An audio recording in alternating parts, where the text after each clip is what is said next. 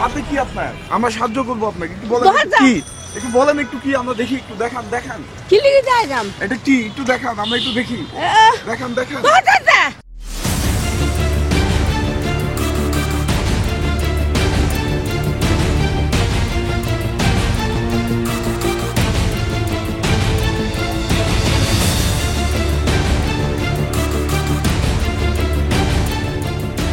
ব্যবসা হিসাবে এটা নিয়ে নিছে। কিছু কিছু মানুষের এটা মানে পেশা হয়ে দাঁড়াইছে, যে ভিক্ষা না করতে পারলে এদের মনে হয় ভালো লাগে না।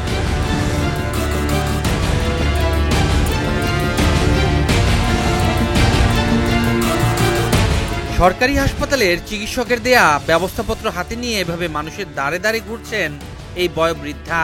বয়সের ভারে নুয়ে পড়লেও অভাবে যে মানুষের স্বভাব নষ্ট হয় তার বাস্তব উদাহরণ তিনি। ব্যবস্থাপত্রগুলো দেখিয়ে প্রতিদিন ভিক্ষাবৃত্তি করছে সে। খালা একটু কি বলেন না, একটু বলেন না খালা। বলতাম আপনার ব্যাগের মধ্যে এটা কি বললেন আপনি, একটু দেখি আমরা। ও ভাই একটু দেখেন না। দেখা যাক ঘটনা কি।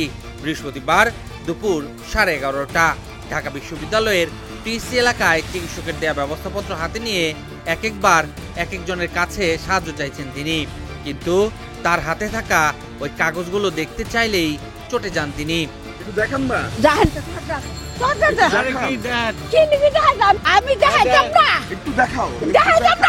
ধরেই নিলাম তিনি হয়তো অসহায়, পেটের দায়েই করছেন এই কাজ।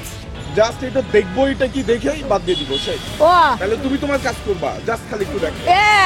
আমি দেখাইতাম না। এদিকে রাজধানী উত্তর এলাকায় চ্যানেল এর অনুসন্ধানী ক্যামেরায় উঠে আসে রিকশা থেকে নামার পর রিকশা ভাড়া দেওয়ার জন্য পকেট থেকে টাকা বের করতেই এক যাত্রীর সামনে ভিক্ষুকের হাত। একরকম জোরপূর্বক ভিক্ষা নেওয়ার আপ্রাণ চেষ্টা। অনেকের অভাব আছে, বুঝছেন, অনেকই অভাব আছে। কারো মনে করেন ছেলে মেয়ে আছে, অথবা বড় বাচ্চা কাচ্চা আছে, খানা খাদ্য দেয় না। অভাব স্বভাব তো আছে। কেউ মনে করেন ব্যবসা করে, কেউ মনে করেন অভাবে করতে আছে।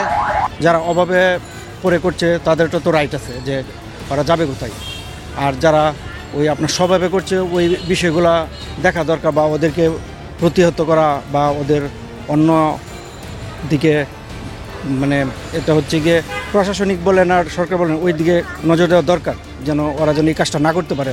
এটা প্রতারণা। দেখা যাচ্ছে এমনও মানুষ আছে যে হচ্ছে সাহায্য লাগবে না, তারপরও সে আসতেছে।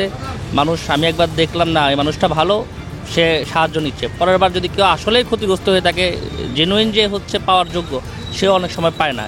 দেখলে মনে হয় অসহায়ের মতো মনে হচ্ছে, বা আমার দেওয়ার ইচ্ছা আছে, আমি তো ওই নিয়াতেই দিচ্ছি যে একজন অসহায়কে সাহায্য করতেছি। এখন সে আসলে অভিনয় করতেছে কিনা এটা সংক্ষিপ্ত সময় ফাইন্ড আউট করা খুবই টাফ। বেশিরভাগ এলাকায় দেখা যায় ভিক্ষাবৃত্তির নানা কৌশল।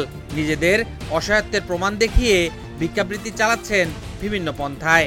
এর মধ্যে রাজধানীর গুলশান, বনানী, উত্তর এলাকায় চোখে পড়ে ছোট ছোট শিশুদের কোলে নিয়ে অনেকেই করছেন ভিক্ষাবৃত্তি।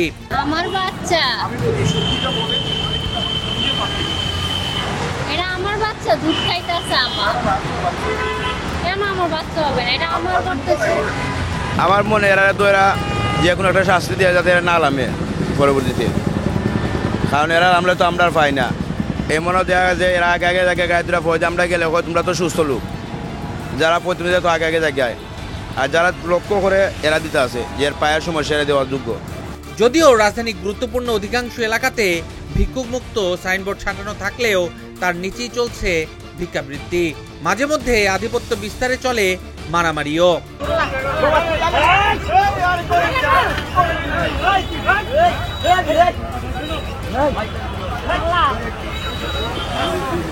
সমাজ কল্যাণ অধিদপ্তরের মতে দেশের মোট জনসংখ্যার 0.17% মানুষ ভিক্ষাবৃত্তিতে নিয়োজিত।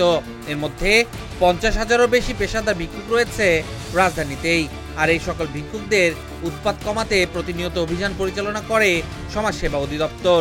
ধরে নিয়ে ঢোকানো হয় পুনর্বাসন কেন্দ্রে, কিন্তু কিছুদিন পর পুনর্বাসন কেন্দ্র থেকে বেরিয়ে আবারও সেই পূর্বের পেশায় নিয়োজিত হন ভিক্ষুকরা। ভবঘুরে বা ভিক্ষাবৃত্তির সাথে যারা জড়িত, সরকার মানে মোবাইল কোর্টের মাধ্যমে যাদেরকে ম্যাজিস্ট্রেট, সম্মানিত ম্যাজিস্ট্রেট যে অর্ডার করে দেয়, আমরা তাদেরকে এখানে রিসিভ করি, তাদেরকে দেখভাল করি। ভবঘুরে ও নিরাশ্রয় ব্যক্তি পুনর্বাসন আইন 2011 এই আইনে বলা আছে যে আপনি কারোর কাছে ভিক্ষা বা বিরক্তিকর কিছু এরকম করতে পারবেন না আর কি। ভিক্ষা একটি সামাজিক সমস্যা ও অপরাধ। বাংলাদেশের প্রচলিত আইনে ভিক্ষা নিষিদ্ধ। ভিক্ষাবৃত্তি ইসলামেও জায়েজ নেই, কিন্তু কে শোনে কার কথা? মসজিদ, মাদ্রাসা, এতিমখানার কথা বলেও চলে এমন কাজ। আহসানুল এতিমখানা আমার বেতন 12,000। বেতন 12,000 টাকা। কোনো ব্যক্তি বিনা প্রয়োজনে শুধু তার অর্থ সম্পদ বাড়ানোর উদ্দেশ্যে যদি মানুষের কাছে হাত পাতে, তাহলে এটা তার জন্য হারাম গুনাহ হবে। এই কাজটা সে হারাম করলো, নাজায়েজ কাজ। রাসূল সাল্লাল্লাহু আলাইহি ওয়াসাল্লাম বলেন, লা তুলহিফু ফিল মাসআলাতি, তোমরা মানুষের কাছে খুব জোর দিয়ে কোনো কিছু চাইবে না। ফাওয়াল্লাহি লা ইয়াসআলুনি আহাদুম মিনকুম লা তুলহিফু ফিল মাসআলাতি, তোমরা চাওয়ার ক্ষেত্রে খুব বাড়াবাড়ি করিও। আল্লাহর কসম, তোমাদের মধ্য থেকে কেউ যদি আমার কাছে কোনো জিনিস চায়, শাইআন ফাতুখরিজু লাহু মাসআলাতুহু, এবং তার চাওয়ার কারণে আমি তাকে সেই জিনিসটা দান করি, মাসআলাতুহু মিন্নি শাইআন, আমার কাছ থেকে তার চাওয়াই কোনো কিছু সে বের করে নিয়ে যেতে পারে। ওয়া আনা লাহু কারিহুন, অথচ আমি স্বেচ্ছায় সেটা দিতে চাই নাই, তার চাওয়ার পিরাপিরিতে আমি সেটা দিতে বাধ্য হয়েছি। তাহলে ফায়ুবারাকু লাহু ফিমা আতাইতুহু, নবীজি বলেন এটার মধ্যে তার জন্য কখনোই বরকত হবে না। রাস্তায়, ফুটপাতে, ট্রাফিক সিগন্যালে, পাড়ায় পাড়ায় বাড়িঘরের সামনেও শুধু ভিক্ষুক আর ভিক্ষুক। সারা দেশে rail station, bus terminal, airport, হাসপাতাল, স্কুল কলেজের সামনে অজস্র ভিক্ষুক। পুরো দেশ দূরে থাক, শুধু এই ঢাকা শহরেই কত ভিক্ষুক আছে তার সঠিক পরিসংখ্যান কারো জানা নেই।